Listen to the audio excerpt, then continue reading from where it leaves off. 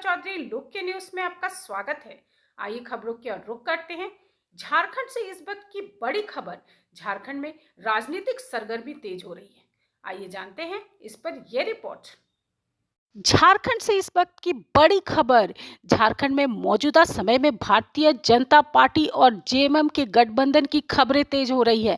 मुख्यमंत्री हेमंत सोरेन और उनकी पत्नी कल्पना सोरेन बीजेपी के संपर्क में हैं और दोनों पार्टियां साथ मिलकर सरकार बनाने की संभावना पर चर्चा कर रही है। यह राजनीतिक फेरबदल बिहार विधानसभा चुनावों के बाद महागठबंधन से हेमंत सोरेन की नाराजगी के कारण मानी जा रही है। वर्तमान में जेएमएम कांग्रेस, आरजेडी और अन्य पार्टियों के साथ गठबंधन में है, लेकिन जेएमएम और बीजेपी के बीच गठबंधन होने पर राज्य की राजनीतिक स्थिति में बड़ा बदलाव आ सकती है।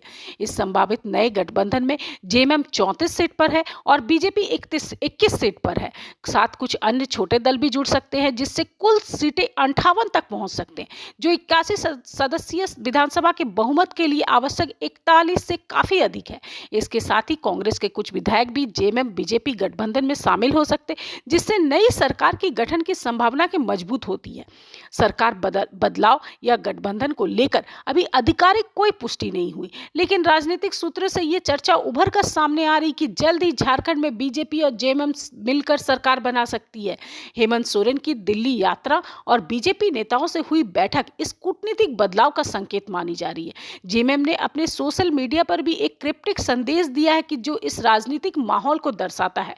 इसलिए फिलहाल की खबरों के अनुसार झारखंड में जेएमएम और बीजेपी के गठबंधन में सरकार बनने की संभावना बन रही है, जो राज्य की मौजूदा राजनीतिक स्थिति में एक बड़ा बदलाव हो सकता है। झारखंड विधानसभा में कुल 81 सीट है, जिसमें बहुमत के लिए न्यूनतम 41 सीटें आवश्यक है।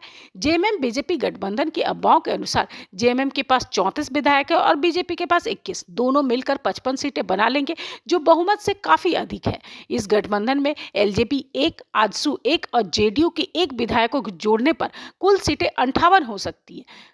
कांग्रेस के 11 विधायक के सामूहिक रूप से अलग होने की भी संभावना का जिक्र है, जो एंटी डिफेक्शन कानून से बचने के लिए जरूरी माना जा रहा है। इससे नई सरकार मजबूत आधार पर खड़ी हो सकेगी। ये आंकड़े 2024 चुनाव के बाद का है। धन्यवाद। नए नए खबरों के लिए हमारे साथ जुड़े रहिए और चैनल को लाइक, शेयर और सब्सक्राइब जरूर कीजिएगा।